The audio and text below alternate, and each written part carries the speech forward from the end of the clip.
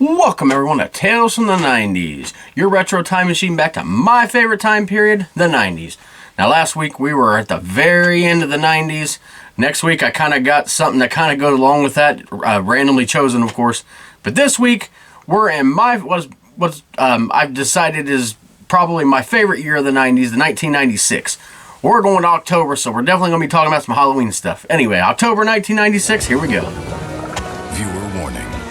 The following program contains material that may be too intense for some viewers. Parental discretion is advised.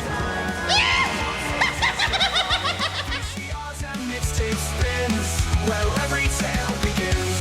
Tales from the Crypt, marathons, wrestling wars and morning yawns. Play kickball in the street, man, those days can't be beat. Tales from the 90s never die.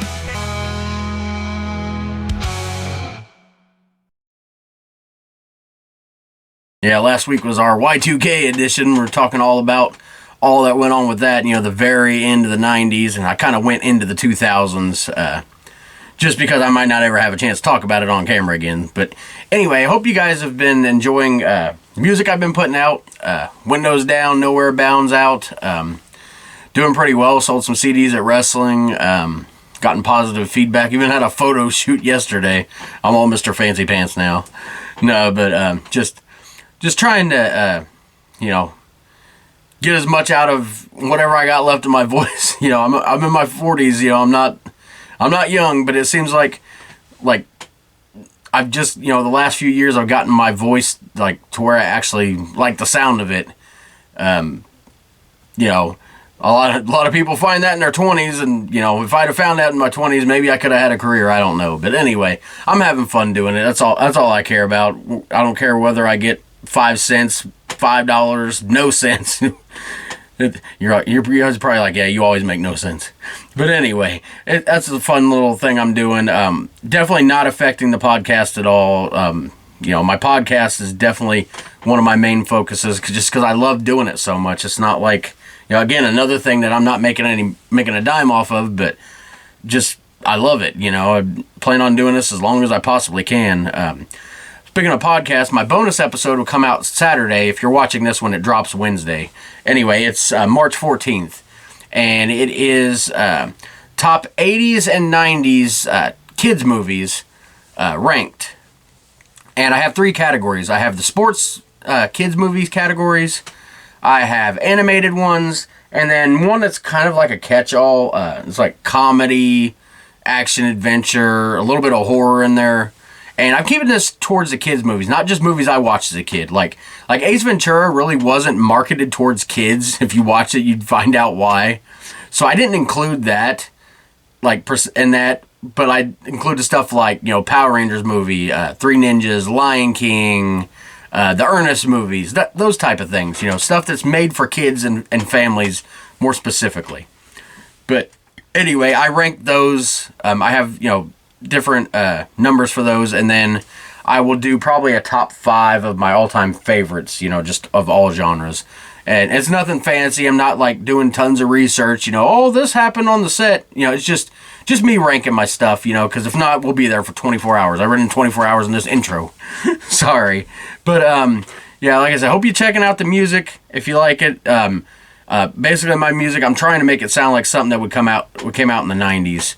Or just that type of style, that's all I'm trying to do with it. It's, I absolutely love it. I'm having so much fun doing everything I'm doing. Of course, still involved heavily in wrestling. I'm just having fun. Really, I'm enjoying life.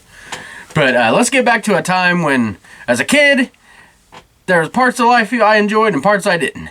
But anyway, we will start off. Of course, this is October 1996.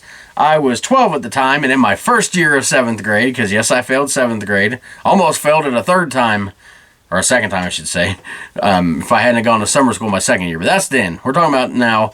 And I want to talk about some Halloween candy, because, of course, there's always been differences in Halloween candy throughout the years. when I was doing research, it was during this time that the gummy candy really started becoming popular as like a Halloween candy. They started to see more fun size, because of course you see the fun size like, you know, Snickers, Nestle Crunch, Hershey's, Reese's, all that stuff. But it was during this time that you started seeing more fun size of the gummies. And I love freaking gummy candy. In fact, I just found a KFC. It's supposed to look like a KFC meal, you know, little pieces of chicken, but it's all gummy candy. Stuff they have at Five Below. I was looking for the KFC, I can't talk. Not gummy. Jelly beans. I can't speak today, I swear. I'm doing a podcast and I can't speak. That's real smart. No, but they have KFC jelly beans that I'm dying to try, because apparently there's some things like chicken and some things like mashed potatoes or something like that. Like, I don't know what to expect, but I'm going to try it. Anyway, they have a KFC gummy meal with all different flavors, but the stuff looks like it would be in KFC. But, you know, some of the candy back then, like, they had, it was called Mr. Bones. It was like these little skeletons in this thing where you'd, like, you know, get the individual pieces, and they would taste like, if you remember Smarties, you know, the kind of powdery candy. It would taste like that, but it's like little individual pieces of skeleton. You can make a little skeleton and eat pieces of it.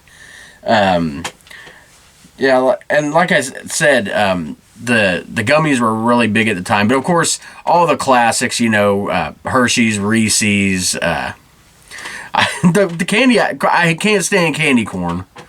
And those orange and black, I don't even know what they're called. My wife loves them, but those orange and black wrapped candies, like generic looking things, I don't know if they're peanut butter or caramel or whatever, than taffy or something. I do not like those.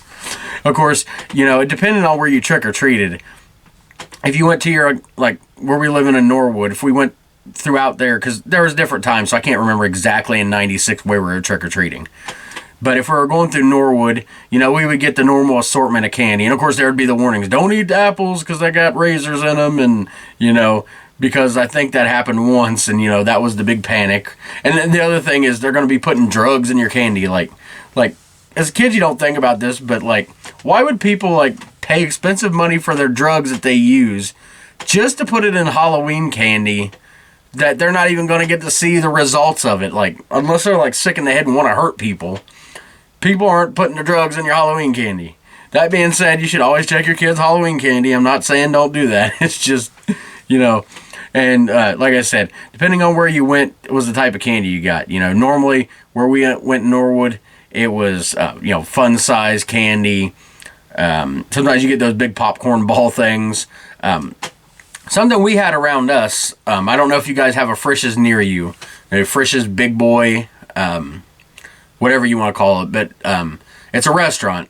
You know, it's like a sit-down type restaurant, and they have a really good salad bar because I love their freaking ranch dressing. But you know, and their big thing is like their the Big Boys sandwich, which is like you know, it's like I think it's is it double burger? I think it's kind of like a Big Mac, but they use tartar sauce on it, and I can't stand tartar sauce, so I don't like Big Boys. Normally, I get the open-faced roast beef. Anyway, I'm talking about. I go from talking about Halloween to, let's order from Frisch's. No, but anyway, my point is, the rich people throughout the neighborhood, they're, I think I talked about this on my one where I was talking about Valentine's Day, because they give these out for Valentine's Day. Well, they'd also sometimes get these out for Halloween. You know, the rich people could afford them. They're just like a little thing for a free kids meal. You know, you have to, and your parent has to buy their meal. But they give out those little Frisch's coupons. And at UDF, they would give out free little things, little ice cream cones, or a little cup of ice cream. And I know different places they do that. You know, where I live now, the local pizza place gives out a free piece of pizza if you're in costume, you know, for the kids. You know, but that's just some of the great, you know, things about Halloween. You know, everybody's like, oh, it's an evil holiday, and you know, most kids aren't. Like, oh, I'm celebrating the devil and stuff like that. That was never about anything about that for me. It was always like, I love scary movies. You know, it's fun to dress up as a monster. It's definitely fun to go out and get some candy. But yeah, there was a few times we got to go, especially when we lived with Granny, got to go through the rich neighborhoods where she lived. We would get full-size candy bars and, multiple of them. And, get a ton of those Frisch's gift certificates, We'd all get a kid's meal. But, yeah, that's just, and let me know in the comments, what your guys' experience was with Halloween. And if you're from another country, did you celebrate Halloween or trick-or-treating or whatever you want to call it? Did you guys do that there? Is it different in another country?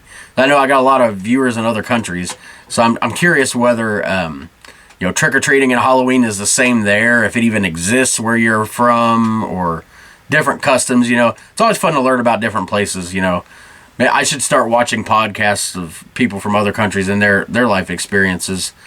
Because you're sort of in your own little bubble where you grow up. Not just in the country, but also as in like a town. Even in Cincinnati, a city like that, there's still like we lived in Norwood. That's a suburb of.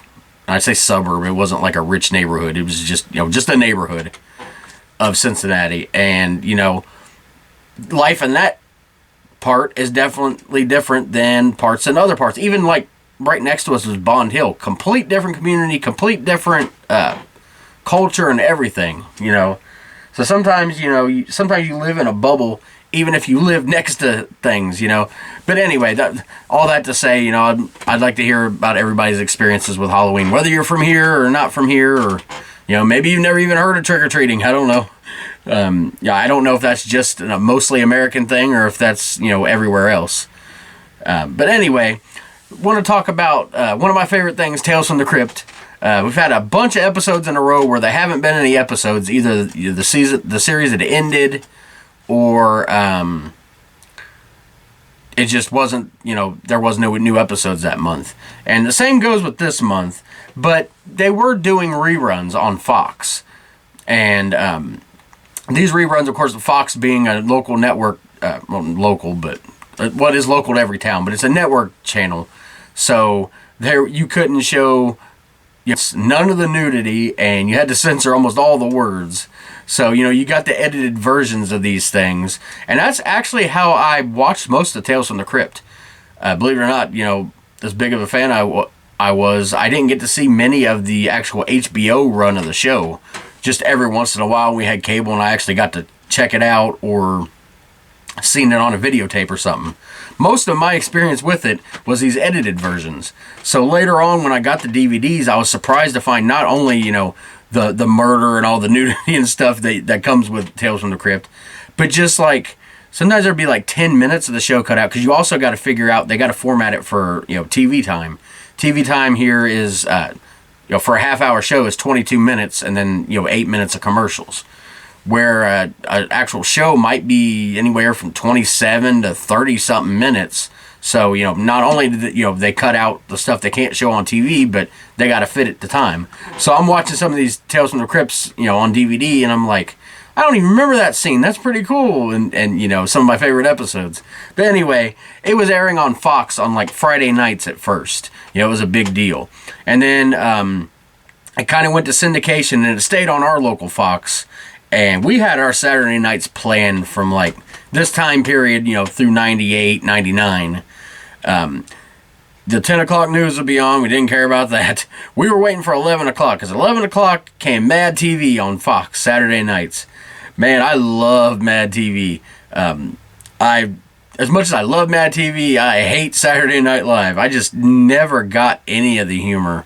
There's been a couple skits I've seen, like the famous ones like with Chris Farley and Adam Sandler and stuff, that have been funny, but for the most part, it's just lame attempts at political humor, leaning one way or the other. I don't really care about politics as far as like, which side people are on. It seems like in the media and on some TV shows, some shows will lean one way, some will lean the other, and it's always annoying.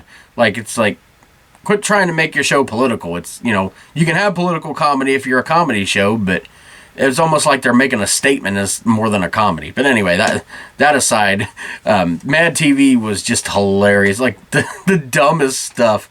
Like one of my favorite skits of all time from it is Kenny Rogers' Jackass, or just plain Kenny Rogers, where Will Sasso, who does a great job with impressions. He played Stone Cold once. He actually came out on SmackDown and got stunned by Stone Cold because he played Stone Cold on the show. And Stone Cold actually appeared on Mad TV once. But anyway, he plays Kenny Rogers, like so hilarious.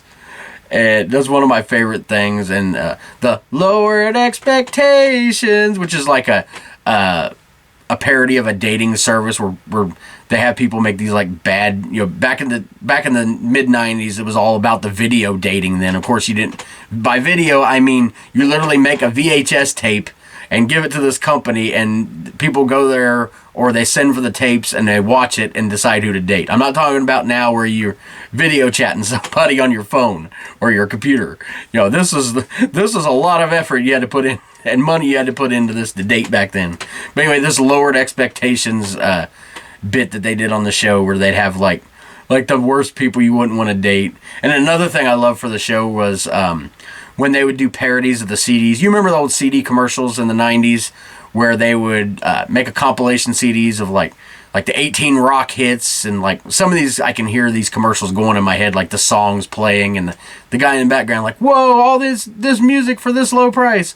Well, they would do parody songs, like especially they would do like redneck, white trash songs. Like Mad TV was hilarious. It was ahead of its time. Some of the stuff on there can't even be shown today. For one, music guests on there, but two, the whole politically correct crap. But anyway, that was at 11 o'clock. That got us in a laughing mood and getting us ready for midnight, because at midnight we know we got 2 episodes of Tales from the Crypt coming. And we would be sitting there in our, it was called the playroom because it was Mom and our stepdad from hell, Marky Foe's room, before he decided to move their room downstairs, laying on a fold-out bed. I don't know why he preferred that other than upstairs. But anyway, we got a playroom out of it. So, that's where we had the TV and the PlayStation. We kept yanking off the TV. And, that's where, we had our toys and stuff. Because our rooms were kind of small. So we appreciated that. But I still don't remember why they moved down to the freaking lame pull-out bed. I doubt my mom had anything to do with that. But anyway, we would sit up late watching this, and that was late for us. We went to bed after that. We passed out at 1 o'clock in the morning. Nowadays, 1 o'clock in the morning, I'm still not even ready to settle down and watch some TV before I go to bed. But yeah, Tales from the Crypt, obviously you can see by the font of this podcast is actually, from the Tales from the Crypt comic book. That's one of my favorite things of, if I were to one day rank, favorite thing, like favorite music, favorite, things I'd love in order, like music, TV, whatever, Tales from the Crypt would come up there pretty high. But speaking of the scary genre, talk about some Goosebump books. Goosebumps was kind of coming near the end of its original run of books, even though the TV series was like on fire at the time. Everybody was watching that Friday nights or Saturday mornings on Fox, depending on time period and what they had on. But they came out with book number 48, Attack of the Jack-o'-lanterns, and this was actually an episode during season 2. It was episode 10, I think, and it was sort of like the Haunted Mask type thing. It was the same type of premise, a little bit different, but you could tell that by book 48 and all the other stuff R.L. Stine was doing, some of the stories were getting repetitive. But as kids, you don't, as adults, you notice that. As kids, you don't. You could probably read the same book 3 times and not even realize you read it. But then Give Yourself Goosebumps. Of course, I've been reading that series. I love that. I think I got the 4th or 5th book now from the library. But it's, just like a choose your own adventure book. You're given options to choose, do this or do this. And, the story goes from there. Well, the book this month was number 10. It was Diary of a Mad Mummy. And you as the reader, because you're always the main character in it, you find this mummy's diary, and you got to decide to whether you want to touch the mummy's bandages or follow clues in the mummy's diary, because, the mummy's missing. So you're trying to find the mummy. And, depending on what you choose is how the book ends up. And then they had Goosebumps Haunted Library, which is actually a collection of stories that were originally found in different products. It was Frito-Lay products, like Doritos, Lay's. Had some of the stories. Pepsi products, and I don't exactly know how they were packaged. Like, I don't know if they came in 12 packs, if these were things you send away, because I never got to experience this. Like, I'd heard about it, but I didn't, know how they did it. And also Hershey's products. But anyway, there was 3 stories, and in October they put all 3 of them in this like collector's box, where you could just buy it instead of having to, collect them different ways. But the stories were called Bad Dog, Don't Make Me Laugh, and The Halloween Game, and I've never actually read any of those. But I want to talk about a couple movies that came out this month. D3, The Mighty Ducks. It's funny, 2 of these things on this, or the 2 movies that came out this month, are on separate lists. One list is coming later. It's just my top horror movies of the year, which is a piss poor list. You'll find out why. And the other one is part of the sports movies category of my 80s and 90s kids movies. But yeah, D3, The Mighty Ducks. Definitely not my favorite of the Mighty Ducks. It's the third, and I would rank it third. And not that it's bad, but the kids are going to this like prep school type thing, and they join the hockey team at the school, but it's different standards, and none of the kids there like them, and of course Emilio Estevez, who plays Coach Bombay, is it near the beginning and the end. He doesn't have a big role in this as he did in like the first and second, but it has I think most of the main kids still in it. It's been forever since I've seen it. Like I said, it's not my favorite of the Mighty Ducks, but that doesn't mean that I don't like it.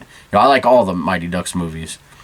And then the other movie to come out this month is Stephen King's Thinner, which is actually was originally published under his pseudonym Richard Bachman, because he'd put out some books under that name, just like some different type books. But it was this book that actually got him discovered. I think a writer had like discovered who he was through like a copyright thing or something. And, the truth came out, so Stephen King was like, yeah, I'm Richard Bachman, whatever. It wasn't like he was, like, ashamed of it or something. And I think that actually was the premise of, I can't remember that book. The one, I think it was The Dark Half. Was it The Dark Half, where he has, like, a split personality, like, he has like I had like a twin brother that had like died while he was in the womb or something, and it became part of his personality. Anyway, Thad Beaumont is the character's name, and I think George Stark is the alter ego that was like a murderer. He somehow becomes like actually alive. Like, it's not this guy killing people and saying his brother did it or something. It's literally, he becomes another person. But anyway, the George Stark character was a pseudonym that he'd used and gotten discovered, and he had like a funeral for him, and that somehow made him come alive. But anyway, that was basically the basis of this. They found out he was Richard Bachman, so exposed it, but it also gave him an idea for another story. But yeah, all that to not even talk about the movie. The movie Thinner is just like one of his creepiest ones, story and movie.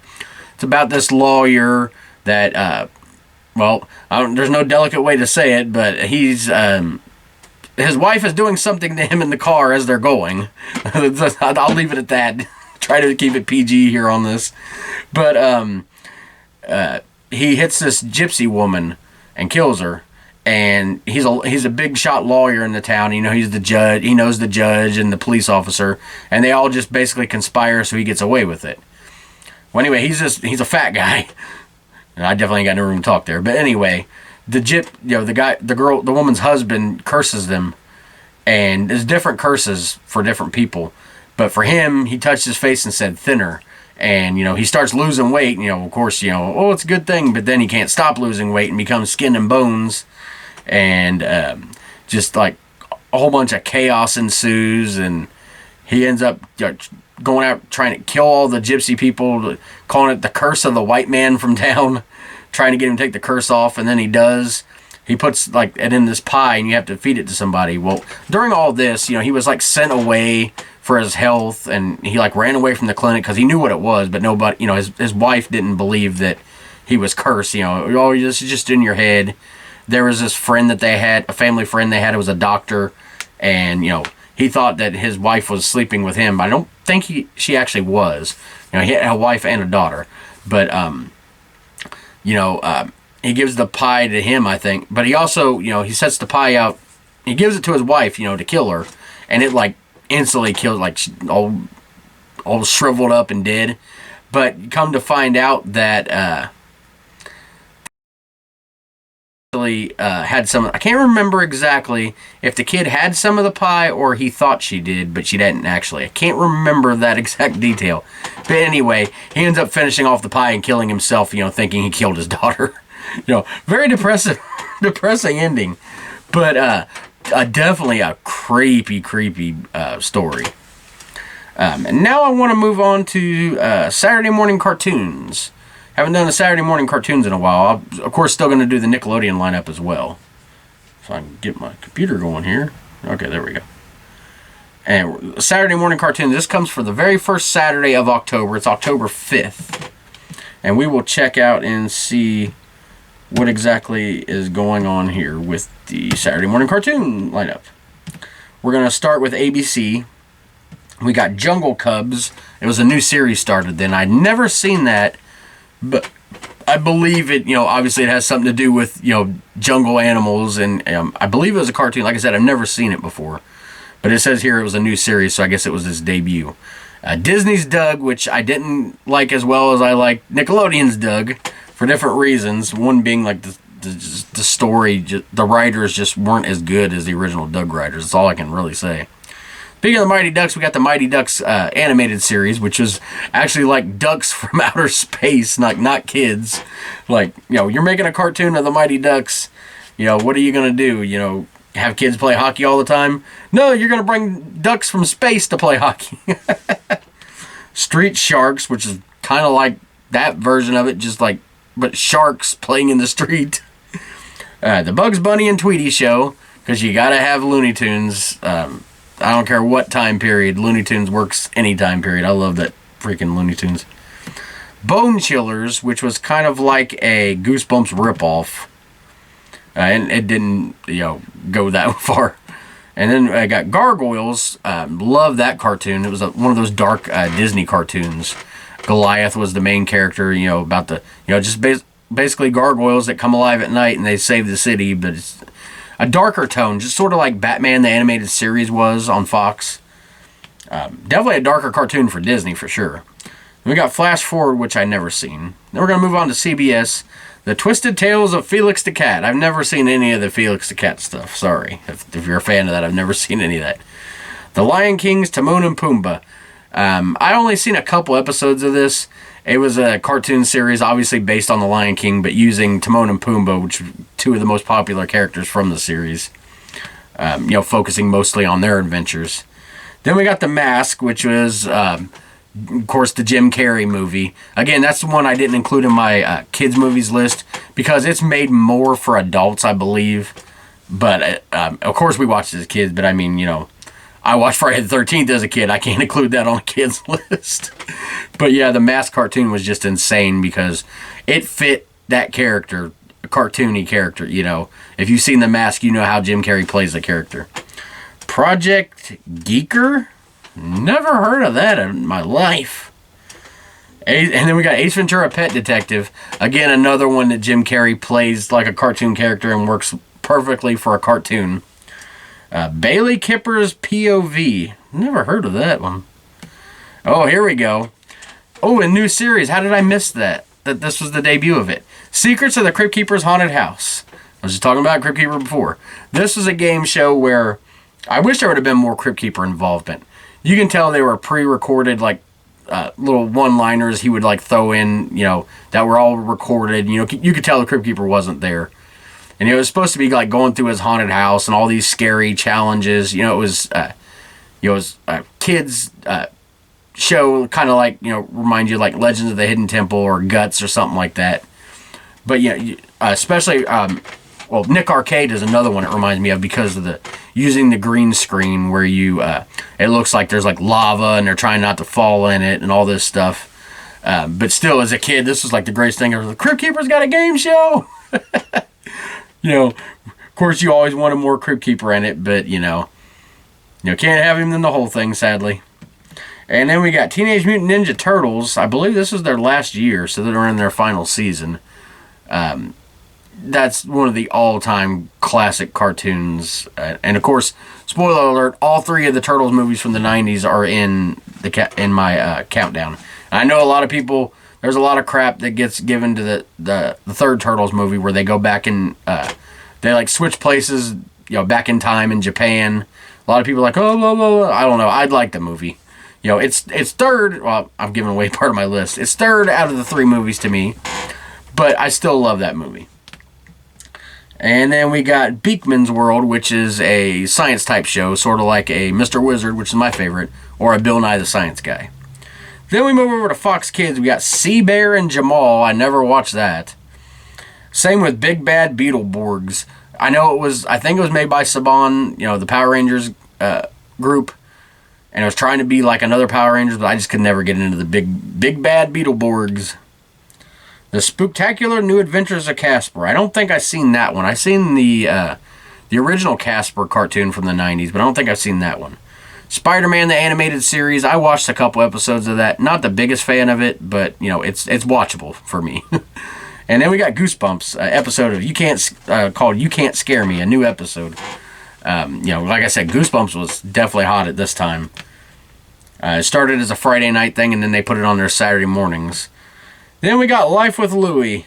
I love that cartoon. Louie Anderson, of course, does the voice. And he always talks like this, and he whines.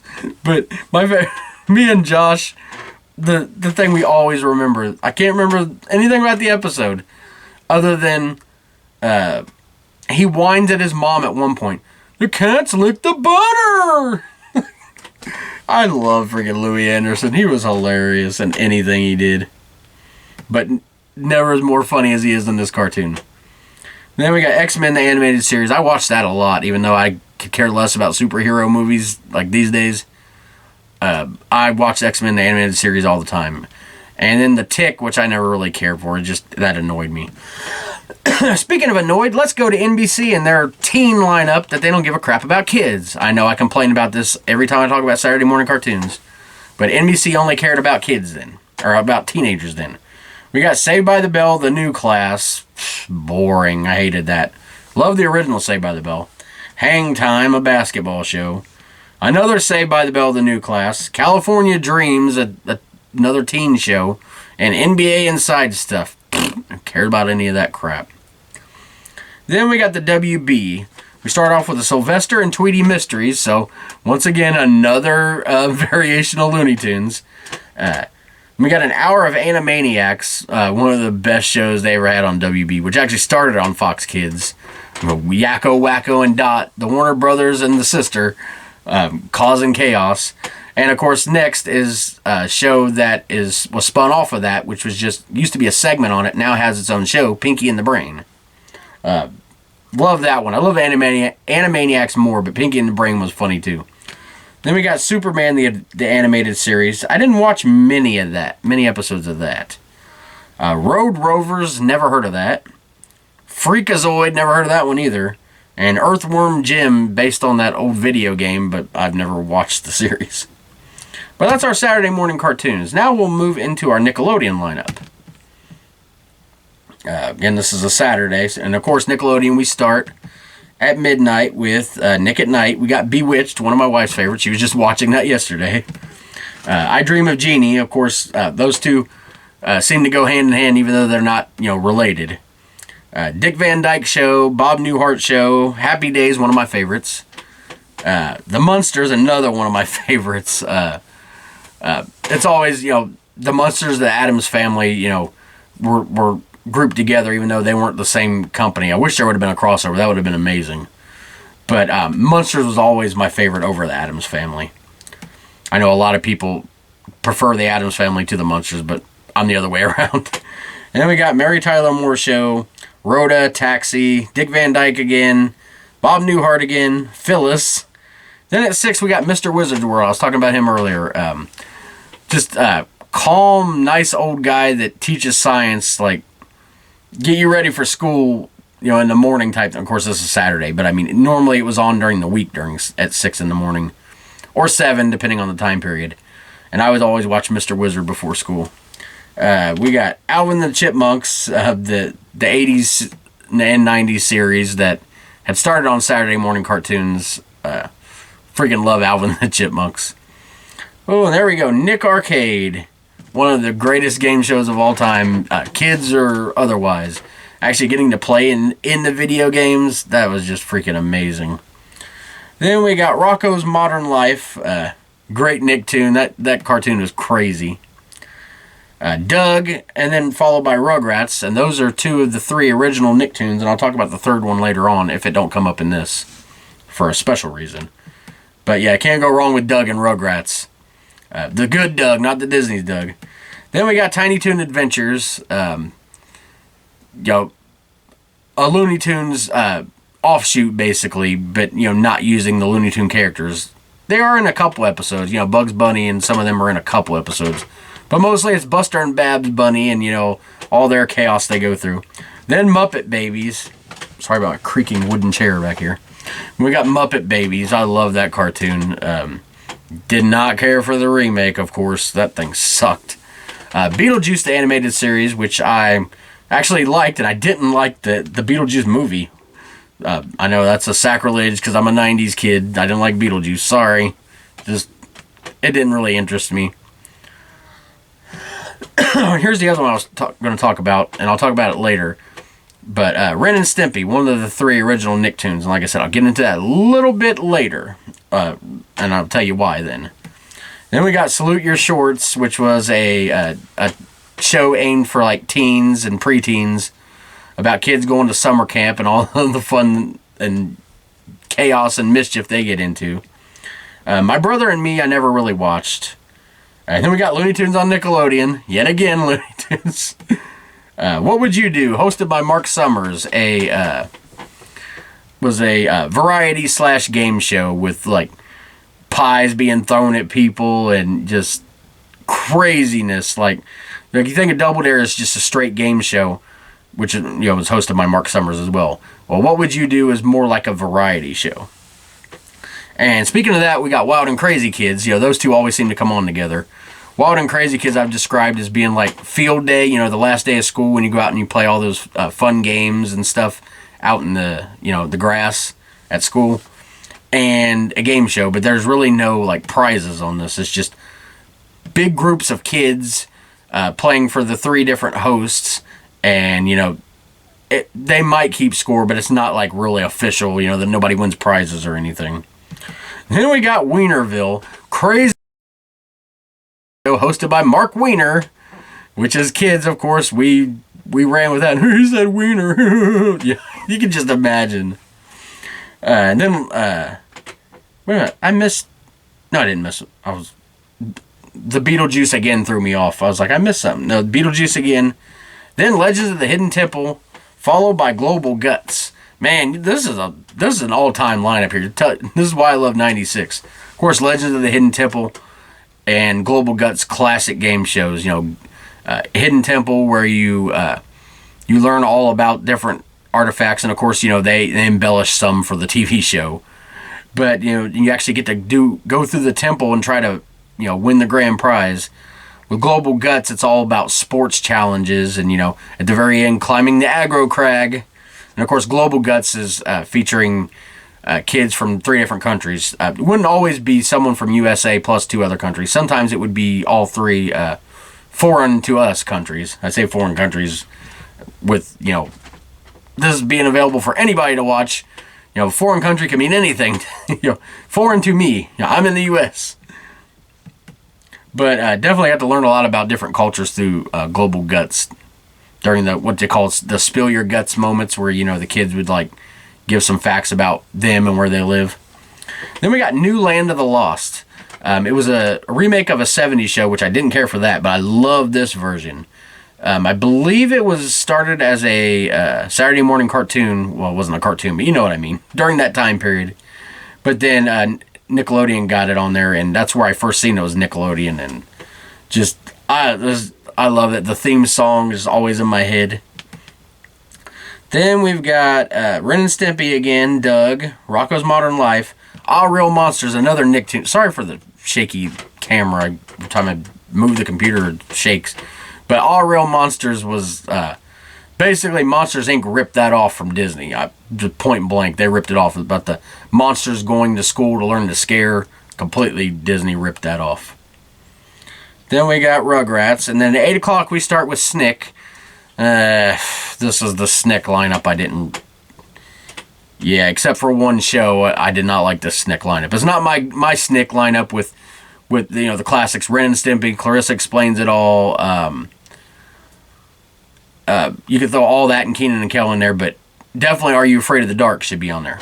Now, we start with The Secret World of Alex Mack. I never really cared for that one. Space Cases, couldn't stand that show. Then they have All That. But then The Adventures of Pete and Pete, which I was never a fan of. So, as good as the Nickelodeon lineup was, at this time, I did not care for the Snick lineup. And then at 10, we turn it back over to Nick at Night, where we're going to have Lucy Fest. We're going to have I Love Lucy and then the Lucy Desi Comedy Hour. And then we end the night on Nick at Night with Happy Days. And that is our Saturday morning cartoons and Nickelodeon lineup. But also do want to mention the TGIF lineup. Of course, Friday nights on ABC. The lead show at this time and the final year for it was Family Matters. And by lead show, I mean the show that starts off the time slot. Because, you get from 8 to 10 is when it happened. And, the first show was always the one that they had the most important. Well, Family Matters was actually on its last season on ABC.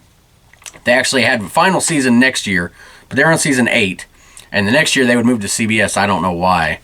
It was them and Step by Step that both moved. I know they're part of the same company. I don't know if it was a mutual thing, if ABC didn't want them anymore, or if they wanted to be on a different network. Anyway, this month featured an episode where the Winslows adopt what's his name, 3J, which is a character they added later on, basically to replace Richie. Richie was the nephew with Harriet's sister, Rachel, and then once she left the show, I think he left the show too. And it was sort of a way to get a younger kid on there, to try to appeal to the younger kids.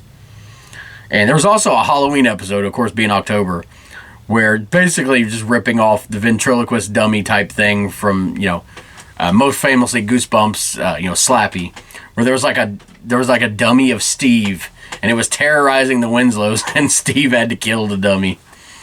And then the second show was Sabrina the Teenage Witch, their first season, and of course, next year they would become the lead show. And then Clueless, which was in their first season. It was, of course, based on the very popular 90's movie, Alicia Silverstone. Her character was in this, but it played by a different person. And then the final show on there was Boy Meets World. And kind of got annoyed seeing this because I always felt like Boy Meets World got treated poorly because, and unfairly. Because, like I said, Family Matters was the lead show, and it'd been that forever. You can't dispute how big of a show that was. But you'd think that Boy Meets World, what were they? This was season 4. They were really hitting their stride and and close to the peak of their popularity. And you would think that ABC would give them the lead spot, but no, they gave it to Sabrina the Teenage Witch, and that always annoyed me because, and it's not about Melissa Joan Hart, the main character. I loved her on Clarissa Explains It All, and that was a show that boys, girls, everybody watched. But it always seemed like at school. That's how you judge things back then, if it was talked about at school. If you ever heard Sabrina the Teenage Witch talked about, and you barely did, it was always girls that talked about it, because mostly girls that watched this. But Boy Meets World was talked about by everybody, male, female, all the time. It was so popular, but it was here 4th in the freaking thing. They treated it like crap. But it was a really good show, and of course, during this time, they had some really good episodes. I wrote down my notes here. Let's see. Oh, yeah. One of the big story arcs was Alan, the father of the Matthews, Corey and Sean, Corey and Eric, and Morgan, I should say. When she was on there, they had a different actor play her later on, the little sister. But anyway, he wants a raise and doesn't get it, and he's like, he ends up, exasperated and quits his job. He'd been the manager at the supermarket, since the show started, basically. And he quit his job without telling his family. Anyway, he ends, that causes problems. But he ends up buying this sporting goods store, which is where he ends up working the rest of the time. So if you ever seen any episodes where they were at the sporting goods store, that's when that started. There was also an episode where Sean's mom came back. She'd taken off. And of course, last week we were talking about the episode where he ends up, after his dad died, he ends up finding out that actually wasn't even his real mom. But that's not now what I'm talking about now. He didn't know that at this point. And also, his dad, his mom comes back and makes, the only way I'm staying is if your dad keeps a job. Because his dad was always scheming at everything. So his dad gets a job being a janitor at the school, which embarrasses Sean. But he ends up, learning a lesson, of course, with Mr. Feeney helping teach that lesson. That, he shouldn't be embarrassed his dad's a janitor, even though people are making fun of him about it. He should be proud that his dad is, providing for him and, working there and, getting a chance to actually be near his son. Like, a lot of, parents would kill to be able to have, spend more time with their kids. They actually get to see, he actually gets to see his kids. It's a very poignant message and episode. And like I said, I don't know why they went with Sabrina, especially the second season, to be like the big show on TGIF. I think they were trying to change demographics or something. But anyway, I always felt like Boy Meets World got treated by crap by them. They were only the lead show one time. But anyway, we'll talk about some sports now. Sorry I'm taking forever on this episode, as always. But big things going on in sports, of course. October, the Major League Baseball postseason's going on, the playoffs. And the teams that made up playoffs from the National League were the Braves, Cardinals, Padres, and Dodgers. And from the American League, it was the Yankees, Orioles, Indians, and Rangers. And my team, the Cincinnati Reds, they finished third in the Central. Dead even 500 record, 81 wins and 81 losses. The playoffs they had the division series.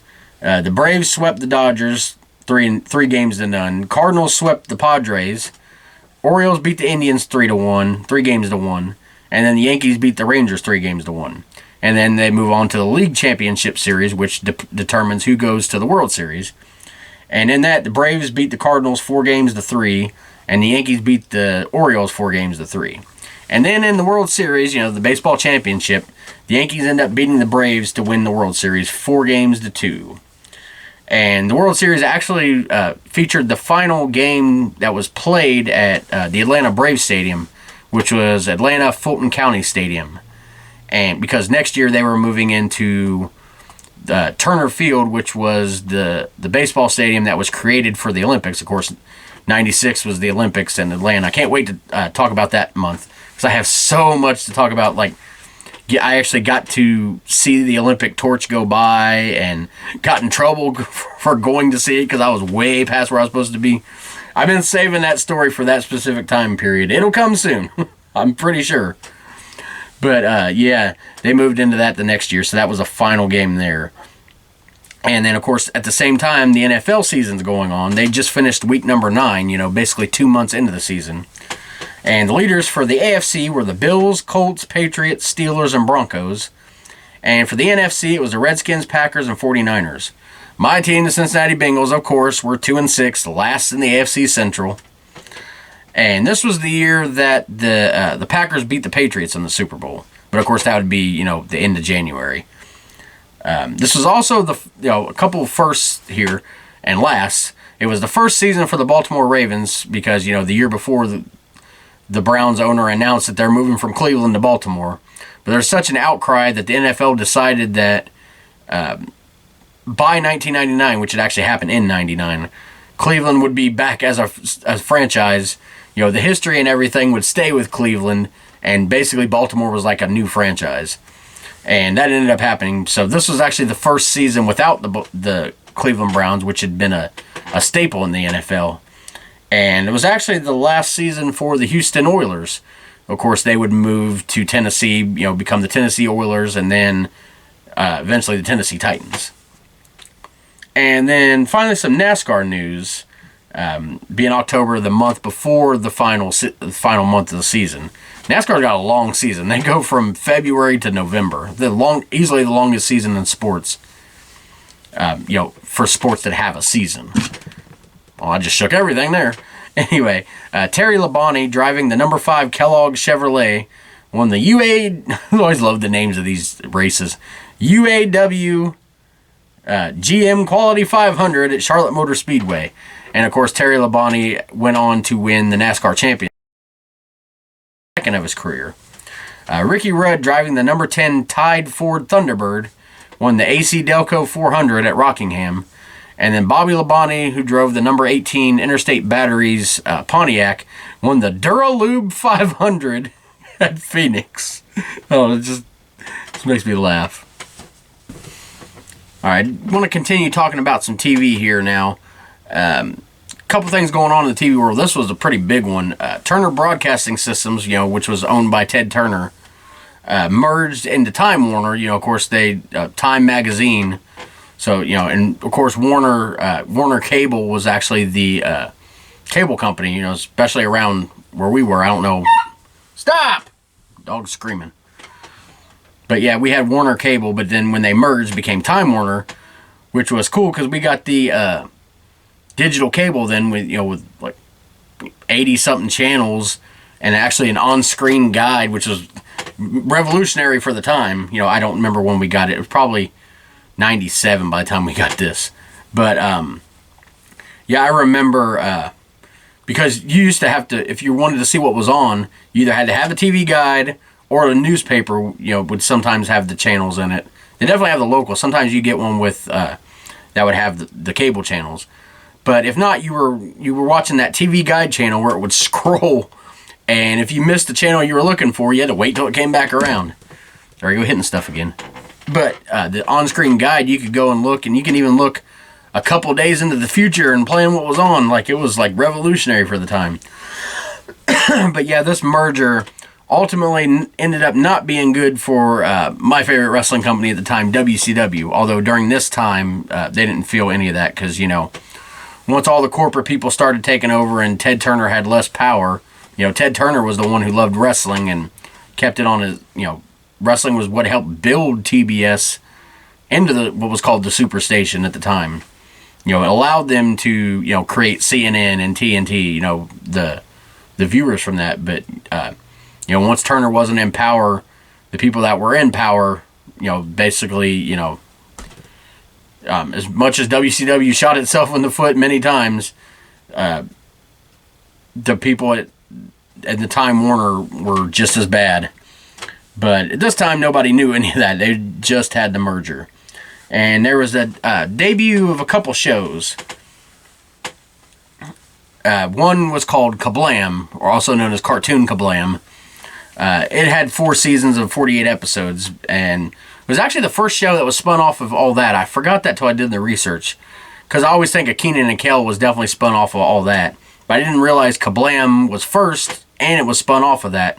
It was like a little segment, and Kablam is just like a variety show of like little independent cartoons that they would show, like sort of like the old days when they'd show the shorts during like Rocky and Bullwinkle and Underdog, if you remember, like the little cartoon shorts.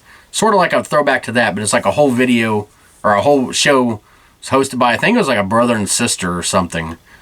And they would there's one called Action League Now, which is like, action figures, like a spoof of like superheroes. But yeah, I remember watching that, the first couple seasons of that. It was funny. And it actually was a start for Nickelodeon at the time. Of course, Snick went to 10 o'clock on Saturdays, but before that, right at 8 o'clock, they switched over to Nick at Night during the weeks, the weekdays. Well, during this time, they called it More Nick because you get an extra half hour, instead of ending at 8, they ended at 8:30. And this was actually a Friday night show that was on from 8 to 8:30, part of More Nick. And another show that debuted at the time I wasn't watching then, but would watch later on, is VH1's Pop-Up Video. Because back when VH1 had music, I don't even know what they show anymore. I haven't watched their channel in years. But Pop-Up Video was a very popular thing where they would show videos from like the 80s and the 90s, and they would have all these facts that just pop up on the screen. And I just love that. Like, once I started watching pop music and discovered Pop-Up Video, even if I didn't like the song playing, it was still interesting to read all the facts and stuff. Like, I don't know, there's something about that was just really cool. It was like Wikipedia back in the day. But a show that was ending that I alluded to earlier was Ren and Stimpy. After 5 seasons and 52 episodes, they decided to end it. Like I said, one of the first 3 original Nicktoons. And it's crazy to think like that came out on Nickelodeon around the same time as, at the same time as Rugrats and Doug. Just because of the content of it, you would think it was like something that Comedy Central made up or something. But no, it was on Nickelodeon, dirty jokes and all, and they showed it. I don't know how they got away with that then, especially some of the stuff they said. Like, even now it's shocking. I mean, it's not like South Park level, because, South Park is just in your face with it. Ren and Stimpy is just like, oh, they went there? Wow. South Park, not that it's boring or anything, it's just like, oh, they're cussing and going, talking about the president, this, and all this controversy over here. It's like, well, it's just another day on South Park. But Ren and Stimpy said that, and a lot of it had to do with the time period. South Park came out, I think 99 was the first season, if not 2000. Ren and Stimpy started in, I think 92, 93. Maybe it was 91. Yeah. And like crazy the stuff that they talked about and did on that cartoon. And then another channel that premiered at the time is, I'm not trying to get into political stuff here, but just saying this name will bring up politics. The Fox News channel premiered. And, I think that's the one that's supposed to be like pro-Trump or pro-Republican or something. And CNN says, I don't know. It's sad that channels get that reputation, because it's supposed to be the media. It's supposed to be the news. It's supposed to be unbiased. But, these channels lean one way or the other, and it's so dumb. Like, news is supposed to be news. It's not supposed to be, we pick a side. That's stupid. That'd be like watching, like the Super Bowl, but the announcers for it were from one team. So, if you were the opposing team, you're like, these guys are cheering for them and saying we suck, That's the same way I think about the media with its coverage. It gets to a point where, I don't know how it is in other countries, but here in America, we can't even trust the news anymore to tell us, to know if they're telling the truth, if they're putting some spin on it to spin it certain party way or not. And again, I'm not affiliated with any political party. I think it's dumb to have political parties anyway, because it just makes it more about picking a team than picking who should be leading your country. But anyway, as you can tell, I'm not a fan of politicians. Any side, anything. But anyway, we'll move on. We're going to talk about some music now.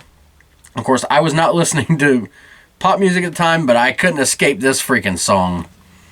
And I can't believe how long it was number 1. But the number 1 song for all of October, as well as all of August, all of September, and 1 week in November, for 14 weeks total, was the freaking Macarena by Los Del something. I can't remember the whole name.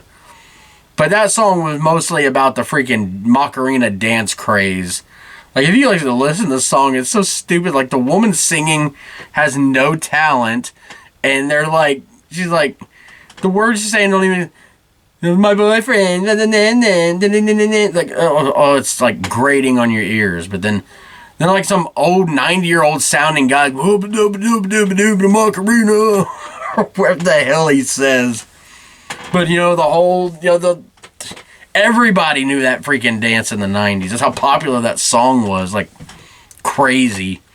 The music I was listening to made sense, and I'm not even talking about just the language, just the contents of the song. Like I said, my boyfriend can't stand him, so I had to get rid of him, or whatever the hell that woman said.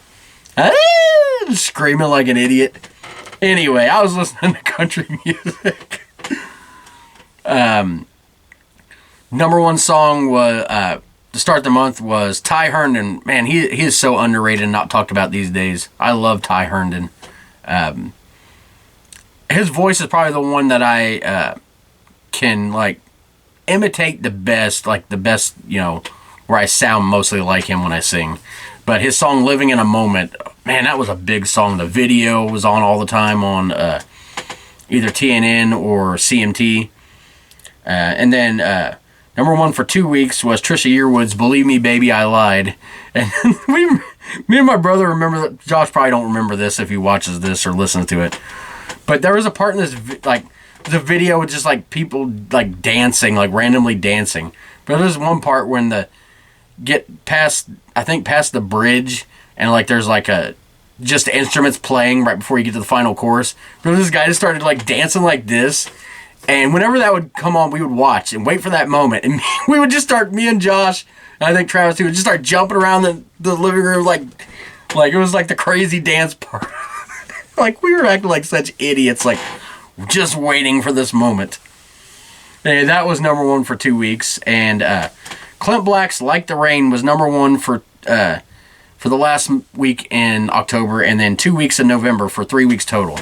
And this is one of the rare ones that they played it so much that I got tired of listening to it, that I literally would stop listening to it. I would turn the channel when it was on. I would skip it on the CD. When I had the CD, the song "Like the Rain," it's just they played it so much. And nowadays I can listen to it again. But back then for years, I was like, I can't stand that song. They play it too much. That's the first song I ever remember thinking that about. But some more music news. Tim McGraw and Faith Hill got married this month, which was, of course, big news, in country music. And ultimately, I believe it led to both of them, becoming pop artists. I don't know if it was Faith Hill more or Tim McGraw more or whatever, but they're not the same artists they used to be. I love the 90s, Tim McGraw and Faith Hill.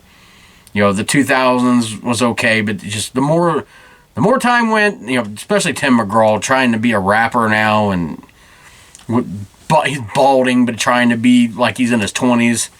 Get back to your roots, man. Get back to the good music of the 90s. Sorry, I got a tickle in my throat. Anyway, there was an album that was released that I didn't listen to it this time, but later on would become one of my favorite albums of all time. It was Matchbox 20's debut album, Yourself or Someone Like You. 12 times platinum, a huge album. I think it was probably their biggest album. Contained the singles "Long Day," which I didn't even realize was a single until I did this research. I just knew it was a song I loved from the album. "Push," which is probably my favorite Matchbox 20 song of all time. 3 a.m., "Real World," and "Back to Good." Just some great songs from that album. And I think I like almost every song, but maybe one on the album. Maybe my favorite album track is called "Argue," I think. And I found out something interesting. I'd always wondered about the cover of it, because by the time I listened to the CD, I knew Rob Thomas was the lead singer, but I didn't know the other guys. But I knew basically kind of what they looked like. But it was the old earmuffs looking leather hat on his head. I always wondered who was that guy on the cover. Well, it turns out that they were filming, taking pictures for the album cover, and this guy just walked by and they asked him to hold still and pose, and he did. And was it 2005 or something, or 2015, one of the two, I can't remember. He ends up finding out about, according to him, that's when he found out he was on the album cover. Somebody wouldn't have told him that. And then he sued him, but it was unsuccessful. Because they didn't have permission or something. I don't know. But I always found that weird, where that guy came from. And it's even weirder finding out the story. It's just some random guy they took a picture. I was like, hey, this is our cover. It was the 90s, I swear. Nobody knew what was going on then. And then some final music news before we move away from music. They had the 30th annual CMA Awards, because back then I actually watched the awards. Entertainer of the Year, the big award of the night, actually went to Brooks and Dunn. This was probably their biggest year. This is the year My Maria was out, and they were probably at their peak then, and they actually won Entertainer of the Year. I think that was the first and only time. Album of the Year went to George Strait, Blue Clear Sky, great album. Male Vocalist of the Year, George Strait. Female Vocalist of the Year, Patty Loveless. Can't disagree with either of those. Vocal Group of the Year, the Mavericks, which lead singer Raul Malo, I think, if I'm pronouncing his name right. He recently died. I mean, he had such a distinctive voice. And, I can't think of his name. But he actually, the guy, he used to be in their band, was actually married to Trisha Yearwood at one point. I can't think of his name, but he actually lives around here, like where I live, and like performs sometimes around here in local places. I think Robert Reynolds, that's his name. Yeah, he was part of the Mavericks too. That was a great group. Had a lot of great hits in the 90s. They were the vocal group of the year. Of course, vocal duo of the year, of course, had to be Brooks and Dunn. Single of the year and song of the year, they're always different. The single of the year is the song that did the best on the radio, more radio type thing, and the award went to the artist. The song of the year has more to do with the content of the song and also goes to the songwriter. Well, sometimes they're the same. Sometimes you get such a big single that it actually is the song of the year. But this year, the song of the year, or the single of the year, was Check Yes or No, George Strait. And song of the year was actually written by the artist recorded by the artist who wrote it, was Vince Gill with his massive song Go Rest High on That Mountain. That is one of the greatest songs ever written, any genre. He originally wrote it for his brother, and I believe, and also Keith Whitley, because the No Stranger to the Rain part of the second verse. I originally just heard a third verse to this that he'd like originally written but never actually recorded it. I recently heard this. I think I did review it on a video, but I don't remember if I put that out or not. I think I did, because it was one of my ones I've reviewed. I've done tons of videos. Some I haven't even released yet, so I forget sometimes which ones I release. But yeah, Go Rest High on That Mountain. Have you ever seen the version where Vince Gill, Patty Loveless, I think it's Patty Loveless and Ricky Skaggs do background vocals on that. But there's a live version. It was during George Jones's funeral, where Vince Gill and Patty Loveless up there singing, and Vince cannot get through it without crying, like all the time. And Patty's trying to comfort him and keep the song going. I'd laugh, but it's not funny. It's like one of the most emotional performances you'll see.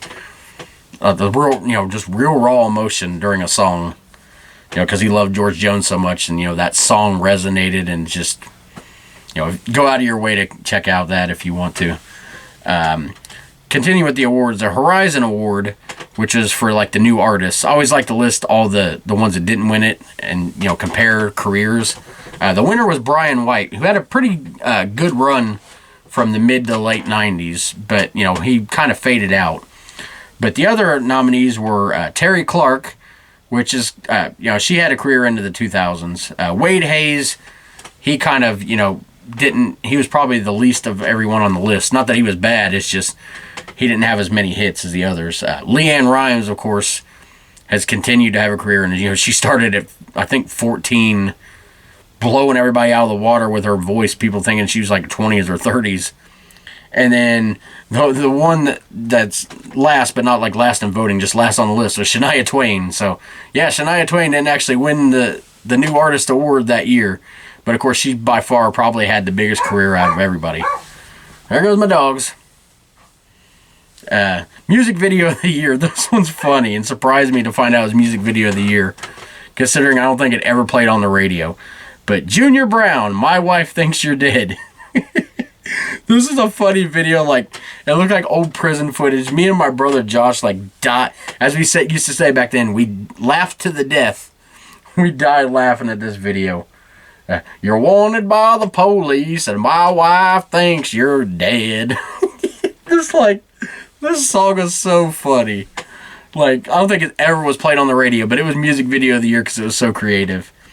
A Vocal Event of the Year was the rendition of I Will Always Love You, of course, Dolly Parton original song that Whitney Houston became one of the biggest songs in history. But this version was Dolly Parton and Vince Gill. They do such a good job. Their voices blend so well together on this song. And then, of course, they choose members for the Country Music Hall of Fame, and that year, Buck Owens and Ray Price joined the Country Music Hall of Fame. And now I want to talk about Halloween movies. This time period, the mid 90s, was really a down period in the horror genre. You know, of course, you had the big 80s slashers and, you know, the Jason Michael Myers, and, you know, the late 80s you would have Chucky, and, you know, the early 90s. But it was during this time there really wasn't a lot of horror movies coming out, and the ones that came out weren't really big. Like, in fact, I've only found 4 horror movies that I liked that came out the year, so this is my top 4 horror movies. And this last one's just on the list just to be on the list because I've seen it. Not because it's worth ranking anything. But number 4 is The Lawnmower Man 2, Beyond Cyberspace. The Lawnmower, of course, based on a Stephen King short story that they completely, like, you always hear about, you know, the book's better than the movie. Not just of the book, the short story better than, like, the short story is about this guy ends up, like, cutting the grass naked, okay? It's a crazy story. Not that the story is, like, great or anything, it's just crazy. But the movie's all about cyberspace and making this guy that's like a feeble-minded guy, like extra smart, and he like becomes like, you know, ends up going into the computer. Well, in this one is basically the second one. He was like in the computer and like traveling around and causing chaos. It's just so mind-numbingly dumb that it's embarrassing to even have it on a list, but it's on there. Number 3 is Tales from the Crypt presents Bordello of Blood. And I know you're thinking, Tales from the Crypt? You got it at 3 and not number 1? Well, it's not one of the better. Obviously, the better of the Tales from the Crypt movies was, you know, from the 90s, was Demon Knight. This is Bordello of Blood. It's more of a comedy about like an ancient vampire prostitute. And it's got Dennis Miller, who is, of course, you know, making jokes all the time. It's a fun movie. But, you know, it comes in number 3. Definitely not a Lawnmower Man category, but still I had to put it somewhere. Number 2 was the one I talked about earlier, Thinner. And number 1 was a movie that you know, I talked about was a down period of scary movies. This is the one that brought the horror genre back. And it's a little movie, you may have heard it, called Scream. Yeah. Scream was, you know, came out, I think it was November that it came out. You know, so the month after this, unless I'm wrong on that. You know, but Scream came out and changed everything. You know, it got horror back to being a popular genre again. And it was basically meta horror, you know, which is where they would like reference it like, oh, these are the things, you know, don't say I'll be right back, or don't, you know, all the stuff you're not supposed to do in horror movies, you know. Basically addressing them in the movie. Definitely a great movie, and like I said, it brought the horror genre back after that, and it's, you know, it's been strong ever since, really. It was just a period of 3 or 4 years there where it was like, you know, nobody really cared about horror anymore. It was all gone. You know, the 80s slasher boom had went, and, you know. But anyway, we'll talk about a couple video games here that were released. The Mortal Kombat trilogy. I've never played this, but I believe I played all 3. I believe I played a version of this on another game, but not this one. It's just basically the first 3 Mortal Kombat games collected into one, which is a pretty cool thing at the time. It was released for Nintendo 64 and PlayStation 1. And then WWF, another game I haven't played, WWF In Your House, for PlayStation 1, Sega Saturn, and computer. It's a follow-up to WrestleMania, the arcade game. And that's one of my favorite games of all time. It's the more arcadey wrestling game. It played more like a fighting game, like a Mortal Kombat. Well, this one, like, I've seen the visuals from it. I wish I would have played it because it's crazy. They have, like, arenas based on the characters, and it's even more arcadey. Definitely love that game, WrestleMania, the arcade game. I wish I could have played the In Your House. Of course, one of my popular segments on here is talking about all the different kids' meal toys. Being, you know, the month of October, of course, you're going to have some Halloween tie-ins. McDonald's had the Halloween McNugget Buddies. This was the 3rd time they'd had those. And they're like the little chicken McNugget toys, but dressed up for Halloween. Like, they had a spider, a rock star, a fairy princess, a dragon, an alien monster, and Ronald McDonald. And of course, the boo buckets from McDonald's. You can get the buckets for trick or treating. Of course, that was a staple back then. Burger King had Scooby-Doo toys. They're action figures from the cartoon. They even had like a coffin vehicle, and of course the Mystery Machine. The van that they all rode in. Wendy's had Wishbone. The PBS show about the dog Wishbone. They had figures from that.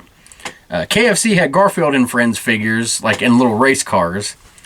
Taco Bell, going with the Halloween theme, had Goosebumps figures, and they featured different characters from the TV series. I don't know, I couldn't find exactly which characters they used, but I almost guarantee Slappy was in there, probably the Haunted Mask. Arby's had Hanna-Barbera Presents, and they had these for like 3 different months throughout the year, but this one was temporary tattoos, and they were featured characters from the Hanna-Barbera cartoons like Flintstones, the Jetsons, all those. Mall Frights. These were like kids' version of like a little Frankenstein. They're made for little kids, so they don't scare them. There's little monsters, but it don't scare anybody. And then Subway had Totally Excellent. those 90s words. Totally Excellent, dude. No, Totally Excellent Erector Jr., which kind of sounds a little weird there. But if you remember, Erector is an erector set, not pervertedness. If you remember erector sets, they have like these like metal things, and they would have screws, and you would like build like these elaborate things. Well, these are like miniature versions where you can build like small little things. But yeah, I had an erector set. You could build all kinds of stuff with it. It was like really cool thing. And finally, we're going to talk about wrestling this week. Of course, it's me. I got to talk about wrestling.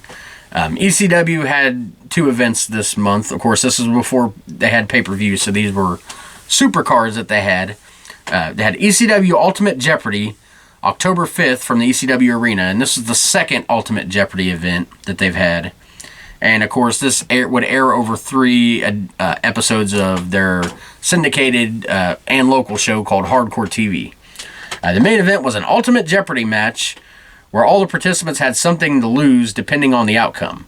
And it was Sandman and Tommy Dreamer with Beulah McGillicuddy taking on Stevie Richards and primetime Brian Lee with the Blue Meanie, Lori Fullington, which was the Sandman's wife, and or ex-wife, I should say, and Supernova, which I've met and actually worked with at wrestling a few times, also known as Simon Dean, and Blue Nova, or Hollywood Nova, I should say, when he joined the BWO. But Sandman and Dreamer won, and the Sandman pinned Stevie Richards, and if Stevie Richards lost, he would lose the ECW heavyweight title, which actually wasn't even his. He was defending it for Raven, who was on like a 2-week sabbatical for some reason. But yeah, he lost Raven's title, which I'm sure he wasn't happy about when he came back. But yeah, the other like stakes in the match were, let's see, if Brian Lee had lost, he would have had his head shaved. If Tommy Dreamer lost, Beulah would have to leave ECW, and if the Sandman lost, he would have had to get caned. But of course, like I said, Sandman pinned Richards and actually won the ECW title from Richards, who wasn't the champion. Wrestling. That's all you need to say. Wrestling. That's the logic there. WWF had their 11th In Your House, which was titled Buried Alive. This was October 20th from Indianapolis, Indiana. And in the opening match, Steve Austin defeated Hunter Hearst Helmsley. Of course, they would have a big feud later on, Stone Cold and Triple H, especially the 3 Stages of Hell matches. But this was particularly important. This was the debut of his iconic music, with the glass shattering and the Stone Cold theme. This is actually the debut of that. Of course, Stone Cold won King of the Ring back in June, and the Austin 316 promo, he was really on the rise then, and they gave him that theme song, and that really cemented the fact that he was a big star. And the main event was The Undertaker defeated Mankind with Paul Bearer. Paul Bearer turned his back on Undertaker and joined Mankind. But Undertaker defeated Mankind in the very first Buried Alive match, which is just what it sounds like. There's a burial mound up by the entrance, and you got to bury somebody in a hole. Well, Undertaker had won, but then all these heels came out, heels is the bad guy in wrestling. I should, if you don't know the terminology. But they all beat up Undertaker and ended up burying him. And it was the iconic shot of his hand coming out at the end with the purple glove. It was actually the very last time he actually wore the big purple gloves. So, kind of an end of an era there. And then ECW had its second event of the month. It was called High Incident. It was October 26th from the ECW Arena. And on this show, ECW Heavyweight Champion Sandman retained his title, defeating Too Cold Scorpio. But the big thing from this and from the whole event was after the match, Raven's Nest, which, Raven and Stevie and all them, came out and attacked and crucified the Sandman. And, obviously that caused a bunch of problems, but most notoriously, they had Kurt Angle actually there, fresh off of winning the Olympic gold medal, but, way before his WWF debut, he wasn't, he was thinking of signing with ECW.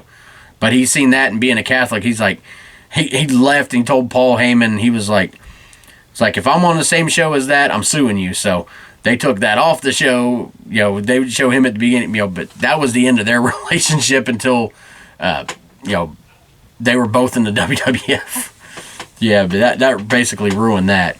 But the main event was a scaffold match, which, if you've never seen one of those, it's a scaffold high up in the air, and you're fighting on this little platform, and the goal was to knock your opponent off. Well, in ECW, they had to hardcore-arize it, and one of the most iconic things ever was they would advertise, the ECW home video. They would use the shot of Tommy Dreamer knocking off, Tommy Dreamer beat primetime Brian Lee in the match. The Tommy Dreamer, hammering on him, and then Brian Lee crashing through all the tables. One of the most iconic things in ECW history. And then finally, we have the WCW Halloween Havoc from Las Vegas at the MGM Grand. It's the 8th annual Halloween Havoc. Dean Malenko defeated WCW Cruiserweight Champion Rey Mysterio Jr. to win the title. The Outsiders, of course, Kevin Nash and Scott Hall, defeated WCW World Tag Team Champions Harlem Heat with Sister Sherry and Colonel Rob Parker, one of my favorite managers of all time. They beat them to win the titles. Harlem Heat had previously won the titles from the Public Enemy WCW Saturday Night, October 5th. And in the main event, WCW World Heavyweight Champion Hollywood Hogan defeated Macho Man Randy Savage to keep his title. Of course, the Giant had to get involved and help him win. And then after the match, Roddy Piper, who'd been with the WWF even a month prior, made his WCW debut by confronting Hogan at the end of the pay-per-view. And then just a couple more things here. Another title change that happened. October 21st, Hunter Hearst Helmsley defeated WWF Intercontinental Champion Mark Marrow to win the title on Raw. And then the Dynamite Kid officially retired from wrestling. He had a match in Japan, and they said he was not looking like Dynamite Kid used to be one of the most muscular guys.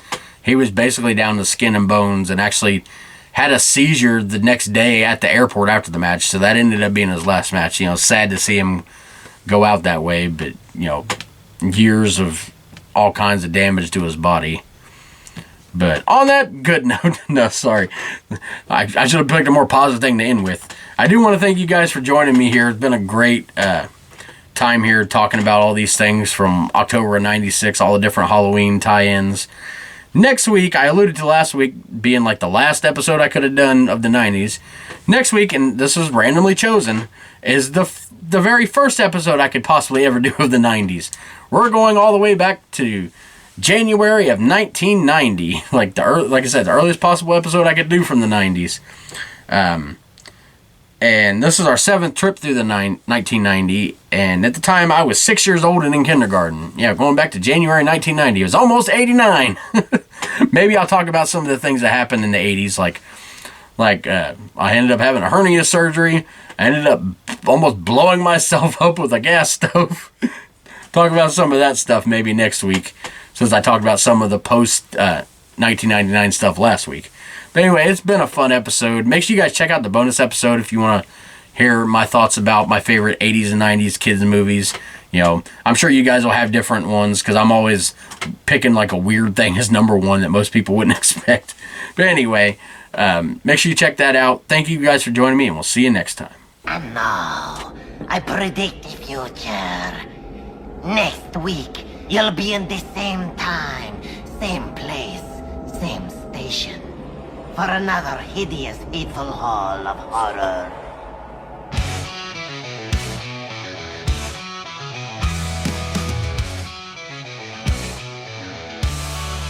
Tales from the 90's never die. In our hearts they testify. VCRs and mixtape spins, where every tale begins.